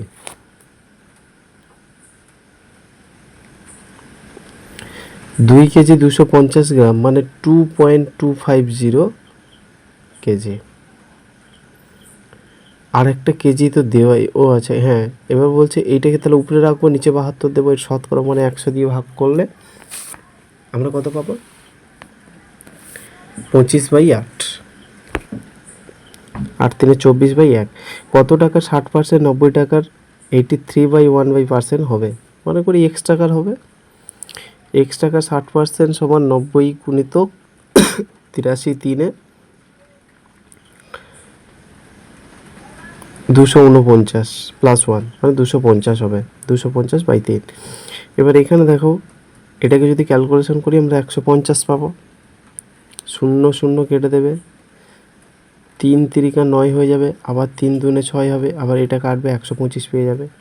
লাস্ট প্রশ্ন, আর যেটা আমাদের কলকাতা পুলিশের কনস্টেবল লেডি এবং লেডি কনস্টেবল প্রিলিমিনারি পড়া, সেই 100 নম্বর প্রশ্নে আমরা চলে এসেছি। এটাই আমাদের আজকের লাস্ট প্রশ্ন। এই লাস্ট প্রশ্নটা তোমরা দেখে নাও, এবং এই প্রশ্নগুলো সবগুলোই গুরুত্বপূর্ণ রয়েছে, এবং তোমাদের এই ভিডিওটা কেমন লাগলো অবশ্যই একটু কমেন্ট করে জানাবে। আরও এই ধরনের ভিডিও পেতে হলে অবশ্যই চ্যানেলটিকে সাবস্ক্রাইব করবে, এটাই অনুরোধ থাকলো। কি বলা হয়েছে দেখো, একটা আয়তকার মাঠের দৈর্ঘ্য আর প্রস্থ দ্বিগুণ করে দেওয়া হয়েছে, মাঠের ক্ষেত্রফল তখন 338 হয়ে যায়, তাহলে ওর 38 বর্গমিটার হলো, তার পরিসীমা কত? প্রথমে দেখো, প্রস্থ যদি এক্স মিটার হয়, দৈর্ঘ্য 2x মিটার, মাঠের দৈর্ঘ্য প্রস্থের দ্বিগুণ, হ্যাঁ প্রস্থটাকে 2 মিটার করা হয়েছে, দৈর্ঘ্য 2x মিটার হয়েছে। এবার দৈর্ঘ্য গুণিত প্রস্থ মানে ক্ষেত্রফল। এবার এখানে দেখো এক্স স্কোয়ার, এক্স গুণ হয়েছে এক্স স্কোয়ার, এই এইটা দিয়ে কাটাকাটি হয়ে x6 নয়, তাহলে x স্কোয়ার মানে x6 নয়, তাহলে x মানে 13, তেরোর বর্গ হচ্ছে 1/6। এবার পরিসীমা সূত্র কি, 2 ইন্টু দৈর্ঘ্য প্লাস প্রস্থ। তাহলে 2 ইন্টু দৈর্ঘ্য হচ্ছে 2x বলতে 6x, প্রস্থ কত, প্রস্থ হচ্ছে 2x প্লাস এক্স, এক্স মানে 13, তাহলে 13, তাহলে এখানে 6 প্লাস এখানে কি হয়েছে 2 প্লাস এখানে দেখো 2x প্লাস এক্স, আচ্ছা 2 দুনে 4x প্লাস 2x মানে টোটাল 6টা এক্স। তাহলে 6 ইন্টু 13 অর্থাৎ 13 6 78 হয়ে গেল।